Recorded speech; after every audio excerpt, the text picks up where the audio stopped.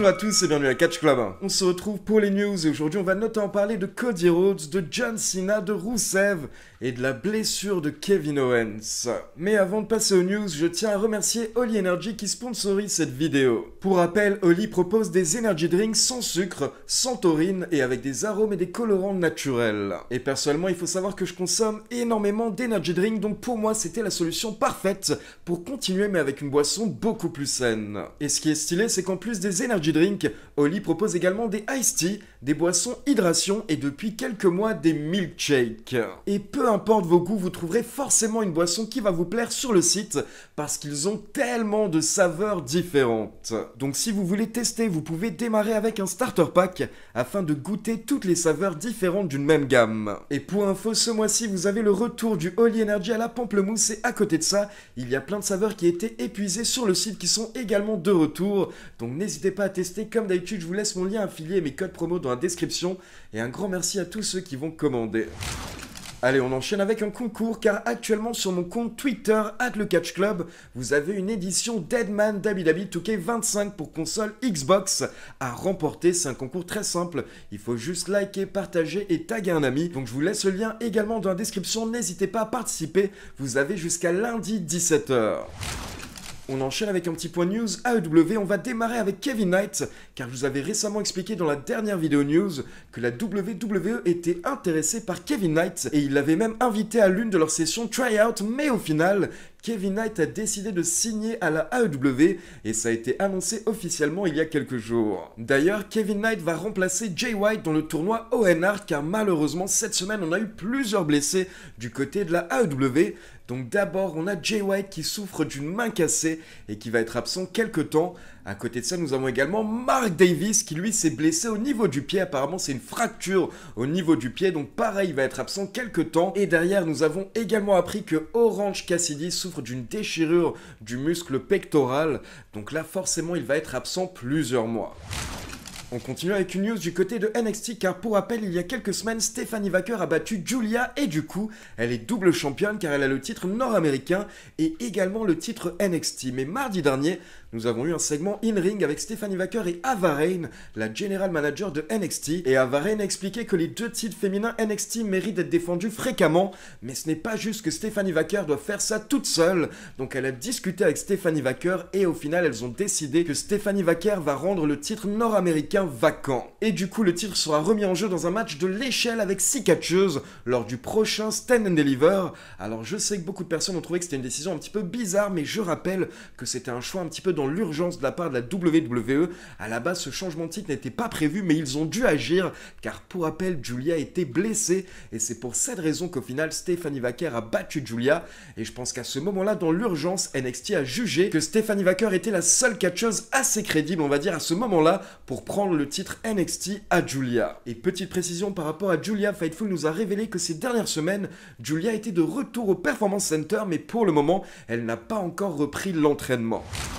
On continue avec une petite mise à jour par rapport à plusieurs blessés du côté de la WWE et d'abord nous avons WrestleVotes qui nous a informé cette semaine que Bronson Reed devrait être de retour cet été du côté de la WWE et selon WrestleVotes, les officiels de la WWE ont prévu un gros push pour Bronson Reed. Mais ce n'est pas tout car nous avons également le média américain PW Insider qui nous a informé que Kerry Sane et JD McDonough devraient effectuer leur retour bientôt à la WWE donc ils sont très proches d'un retour sur les rings. Ensuite, récemment, je vous avais mentionné qu'à la fin du mois de mars, la WWE allait tenir une session d'essai des try-out pour recruter des talents européens. Donc la session d'essai avait lieu en Angleterre et pour info, nous avions des talents francophones qui étaient présents, ça a été confirmé depuis. Bien entendu, on l'espérait.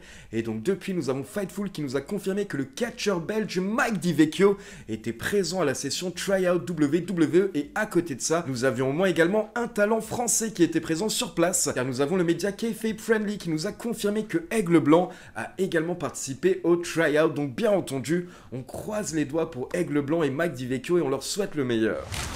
On continue avec une news un petit peu folle par rapport à Pat McAfee qui risque d'avoir des problèmes car il y a quelques jours lors de son émission, Pat McAfee a parlé d'une rumeur qu'il avait vue en ligne par rapport à une jeune américaine qui était en couple avec un garçon mais qui aurait trompé ce garçon en couchant avec le papa du garçon. Et il faut savoir qu'à la base c'était une petite rumeur sur internet, mais quand Pat McAfee en a parlé, forcément vous avez plein de gens en ligne qui ont fait des recherches et qui ont trouvé la jeune femme concernée. Donc apparemment derrière sa vie est devenue un enfer, mais surtout apparemment d'après ce qu'elle dit, c'est totalement faux. D'ailleurs son petit ami et le père de son petit ami ont confirmé que c'est totalement faux et c'était simplement une rumeur qui a été sortie sur internet pour détruire sa réputation, et le fait que Pat McAfee ait repris cette rumeur dans son émission a totalement détruit la vie de cette jeune fille. Et donc comme vous pouvez l'imaginer, cette jeune femme a contacté des avocats et elle compte lancer des poursuites car elle a expliqué que c'est totalement injuste et elle veut faire payer les personnes qui lui ont gâché sa vie, et du coup Pat McAfee pourrait avoir des problèmes.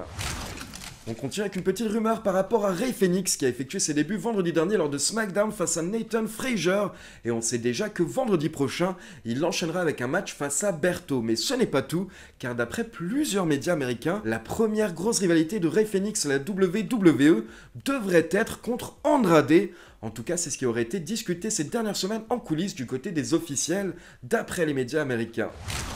On enchaîne avec une petite déclaration du champion WWE Cody Rhodes qui n'a pas oublié que l'année dernière lors de WrestleMania, The Rock a réussi à effectuer un tombé sur lui, et du coup voici ce que Cody Rhodes a déclaré. Alors, The Rock a réussi à effectuer le tombé sur moi l'année dernière et vous savez, je suis un individu assez égocentrique et je veux récupérer cette victoire. Et selon moi, The Rock devrait encore avoir plus d'un match à la WWE et j'espère que je serai l'un d'entre eux. Évidemment, il a un emploi du temps qui est très intense, mais il est toujours très impliqué à la WWE et vous savez, il aurait pu simplement venir faire quelques apparitions en Final Boss et repartir, mais il est resté et il est vraiment impliqué dans ce qui se passe. Et bien que nous ne nous aimions pas, la chose que j'apprécie par rapport à lui, c'est que peu importe ce qu'il a fait dans sa vie, le fait d'avoir réussi à Hollywood, le fait d'avoir fait des grands films, le fait de battre des records, et bien dès que vous le voyez, que vous le regardez, vous pouvez tout de suite dire « c'est un catcheur ». Et personnellement, j'ai vraiment apprécié cette connexion que j'ai eue avec lui ces derniers temps, donc j'apprécierais vraiment un match face à The Rock. Et honnêtement, je pense qu'il a encore 2 matchs à effectuer à la WWE. Et attention, je ne veux pas mettre de la pression sur ses épaules, mais je pense vraiment qu'il a encore 2 matchs à la WWE. Donc d'abord, j'aimerais le voir, lui et son cousin Roman Reigns. Je veux voir un match entre les deux. Mais peut-être que nous ne l'aurons pas à cause du timing ou une autre raison. Et à côté de ça, je pense également que The Rock et moi, nous devons finish notre story et nous devons avoir un match. Donc comme vous l'avez compris, Cody Rhodes veut se venger de cette défaite de l'année dernière à WrestleMania, et à côté de ça, je pense qu'il est dans le cas de beaucoup de fans car personnellement, c'est également les 2 matchs que j'ai envie de voir par rapport à The Rock contre Roman Reigns et The Rock contre Cody. Et justement, on va parler de The Rock et de Travis Scott, car ces derniers jours, plusieurs médias américains crédibles ont précisé qu'apparemment, Travis Scott serait dans les plans pour WrestleMania 41, donc il pourrait apparaître lors du plus grand show de l'année, et à côté de ça, la raison pour laquelle The Rock a été si peu mentionné ces dernières semaines, d'après plusieurs médias américains, c'est tout simplement parce qu'à l'heure actuelle, The Rock n'a pas encore confirmé sa présence à WrestleMania 41, même si la plupart des officiels de la WWE supposent qu'il sera présent. On continue maintenant avec une mise à jour par rapport à Rusev, car pour rappel, il y a quelques semaines, Tony Khan avait libéré plusieurs stars de la EW de leur contrat, notamment Ricky Starks qui s'est retrouvé quelques jours plus tard du côté de NXT et qui a changé de nom pour rappel, dorénavant c'est Ricky Saints. À côté de ça, nous avons Aleister Black qui a été libéré de son contrat et lui il va aller à SmackDown. Ça fait d'ailleurs plusieurs semaines qu'on a des vignettes pour Aleister Black du côté de SmackDown, et à côté de ça, Tony Khan avait également libéré Miro, donc Rusev, de son contrat il y a quelques semaines. Et cette semaine, plusieurs médias américains ont confirmé que Rusev a re-signé avec la WWE. C'est d'ailleurs le média américain PW Insider qui a été le premier à nous donner l'info, car en début de semaine, PW Insider a déclaré que Rusev a été aperçu au siège de la WWE. Et donc là, PW Insider a confirmé que Rusev a bien re-signé avec la fédération et il était au siège apparemment pour rencontrer certains officiels de la fédération et également participer à une séance photo. Donc Rusev a re-signé avec la WWE, il sera bientôt de retour, mais par contre, ce n'est pas le cas pour Lana d'après la plupart des médias américains. Car pour rappel, pour ceux qui ne sont peut-être pas à jour, il y a quelques mois, Rusev et Lana nous avaient annoncé qu'ils étaient séparés, mais depuis il y a quelques semaines, nous avons appris qu'ils sont à nouveau ensemble. Donc forcément, beaucoup de fans se demandaient est-ce que Lana va suivre Rusev du côté de la WWE, mais en tout cas, à l'heure actuelle, Lana n'aurait pas signé avec la fédération, mais peut-être qu'elle le fera dans le futur. On va également faire une petite mise à jour par rapport à John Cena car vous êtes nombreux à me demander est-ce que John Cena a le cancer. Alors pour info, pour vous rassurer, non. John Cena n'a pas le cancer, par contre il a récemment expliqué dans une interview qu'il a eu 2 fois des débuts de cancer de la peau. En effet, il a expliqué qu'il y a quelques années quand il se faisait examiner par son dermatologue a découvert un mélanome, donc c'est une tache et c'est un début de cancer de la peau, mais heureusement ça a été traité très rapidement et ils lui ont retiré ce mélanome qui se trouvait au niveau du pectoral droit. Mais pour info, quelques années plus tard, il en a découvert un nouveau au niveau de l'épaule droite, mais encore une fois, ça a été traité rapidement. Et il faut savoir que John Cena a parlé de tout ça récemment lors d'une interview, car il vient de lancer un partenariat avec la marque Neutrogena pour une gamme de produits pour la peau. Et donc on termine avec une mise à jour par rapport à Kevin Owens, car pour rappel, vendredi dernier lors de SmackDown, Kevin Owens a annoncé qu'il souffre d'une blessure au niveau de la nuque, et du coup il va devoir se faire opérer, donc il va être absent pour une durée indéterminée. Et du coup, depuis vendredi, on a beaucoup de fans qui se demandent est-ce que c'est une storyline, est-ce que c'est un work? Mais il faut savoir que non, d'après la plupart des médias américains, ce n'est pas un work. Tous les grands médias américains ont confirmé que Kevin Owens est malheureusement réellement blessé. Et il faut également savoir que durant la semaine, Kevin Owens a participé à un podcast qui a été tourné juste avant SmackDown, mais Kevin Owens était déjà au courant de sa blessure. Donc dans le podcast, il a donné plusieurs infos. Et donc voici une petite traduction des propos de Kevin Owens. Tu sais, ça fait 25 ans que je catch, et avec tout ce que j'ai fait, avec tous les risques que j'ai pris, je pense que ça devait arriver un jour. Maintenant, bien entendu, le timing est horrible. Et bien entendu, j'aurais aimé que ça n'arrive jamais, mais il faut également se dire que pendant 25 ans, je n'ai pas eu de gros problèmes, je me suis toujours senti très bien, et en toute honnêteté, je me sens toujours très bien à l'heure actuelle. Vraiment, je me sens très bien, car ce n'est pas un problème constant, mais il faut savoir que ces derniers mois, j'ai eu quelques soucis lors de certains matchs qui m'ont fait comprendre que quelque chose n'allait pas bien. Du coup, je me suis fait examiner et nous nous sommes rendus compte qu'il y avait un problème au niveau de mon cou. Et je sais que c'est arrivé à un moment précis car pour info, au mois de décembre 2024, j'ai passé une IRM tout simplement par curiosité pour voir s'il y avait un problème quelque part. Et suite à cette IRM, on m'a informé que mes 2 genoux étaient détruits.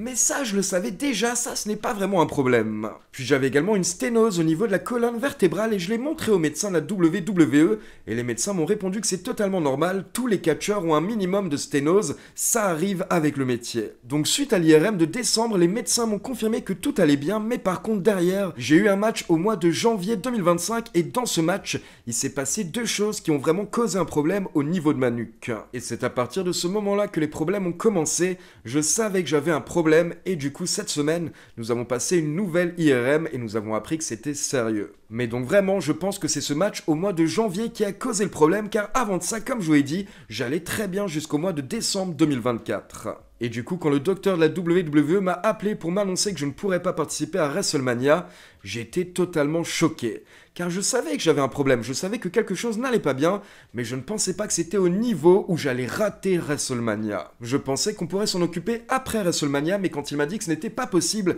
et qu'il fallait le faire tout de suite, j'étais tellement choqué que j'ai arrêté de l'écouter. Il est en train de m'expliquer ce qui se passe, ce que nous allons faire, les prochaines étapes, et honnêtement, à l'heure actuelle, je ne pourrais même pas vous dire exactement de quelle blessure je souffre, tout ce que je sais c'est qu'est-ce que je dois faire à partir de maintenant. Mais du coup, je suis tellement déçu de ne pas pouvoir affronter Randy Orton à WrestleMania cette année, c'est la partie qui me dérange le plus par rapport à tout ça. Mais bon, je sais que je vais revenir, enfin, en tout cas, j'espère que je vais revenir. Car il faut jamais prendre quoi que ce soit pour acquis, qui sait, mais je pense tout de même qu'il y a de grandes chances que je puisse remonter sur les rings un jour. Et donc peut-être qu'on pourra le faire éventuellement à ce moment-là quand je serai de retour, mais c'est clair que ce match face à Randy Orton cette année à WrestleMania, c'était quelque chose d'énorme pour moi. Et justement par rapport à mon retour, je ne sais pas du tout quand est-ce que je pourrais remonter sur les rings, je n'ai pas encore discuté avec le chirurgien ou quoi que ce soit, et je vais faire tout ça lundi prochain. Mais je sais que la plupart des gens qui ont eu un problème similaire étaient habituellement absents de 6 à 8 mois à 1 an, donc j'imagine que ça va être dans cet ordre-là. Mais ce qui est marrant, c'est qu'il y a beaucoup de fans et beaucoup de gens qui me critiquent en disant que je devrais pas prendre autant de risques et que je n'aurais pas dû avoir ce unsanctioned match face à Sami Zayn et c'est sûrement à ce moment-là que je me suis blessé. Mais ce n'est pas le cas, je vous le dis, c'est arrivé lors d'un match normal, un match sans stipulation ou quoi que ce soit, rien d'hardcore, rien du tout. Et c'était sur 2 moves très simples, des moves que j'ai déjà effectués plus d'1 million de fois. Maintenant, c'est sûr que je n'aurais peut-être pas dû enchaîner avec 2 matchs en PLE, mais honnêtement, on ne savait pas que que mon problème était si grave. Et il faut savoir que ces 2 matchs que j'ai fait en PLE, aussi fous qu'ils étaient, à aucun moment j'ai eu des problèmes à la nuque pendant ces matchs, j'ai jamais effectué de chute directe sur le coup ou quoi que ce soit, et je me suis pas blessé pendant ces matchs. Mais voilà, les gens aiment bien faire des suppositions, c'est comme lors de Elimination Chamber, quand je suis tombé dans les barbelés et que je n'ai pas saigné, les gens ont dit que c'était des faux barbelés, mais pour info, non, c'était bien des vrais, c'est juste que ça ne fonctionne pas comme ça. Car si tu te retrouves dans les barbelés, à ce moment-là, oui, ça peut t'ouvrir et tu peux saigner, mais si tu tombes juste directement et que tu ressors, à ce moment-là, ça va juste rentrer dans ton corps et ça va pas forcément te faire saigner. Donc déjà, première remarque par rapport à la dernière phrase de Kevin Owens, je faisais partie de ceux qui pensaient qu'on avait potentiellement eu de faux barbelés lors de Elimination Chamber, donc je tiens à m'excuser par rapport à Kevin Owens. Ensuite, comme vous l'avez compris, pour résumer, Kevin Owens s'est donc blessé apparemment lors d'un match normal au mois de janvier 2025, mais il vient juste d'apprendre, suite à une IRM très récente, qu'en fait la blessure est plus grave que prévu, et du coup à l'heure actuelle, bien entendu, il ne sait pas quand est-ce qu'il pourra remonter sur les rings, mais il pense qu'il sera absent entre 6 mois et 1 an. Donc bien entendu, on souhaite tout le meilleur à Kevin Owens, on lui souhaite un bon rétablissement, et on a très hâte de le voir de retour sur les rings. Donc voilà, c'est tout pour les news. Maintenant, comme d'habitude, c'est à vous, n'hésitez pas à me laisser vos avis dans les commentaires, et comme d'habitude, n'oubliez pas de liker la vidéo, de vous abonner à la chaîne et de cliquer sur la petite cloche pour être informé de la sortie des prochaines vidéos. Ciao tout le monde!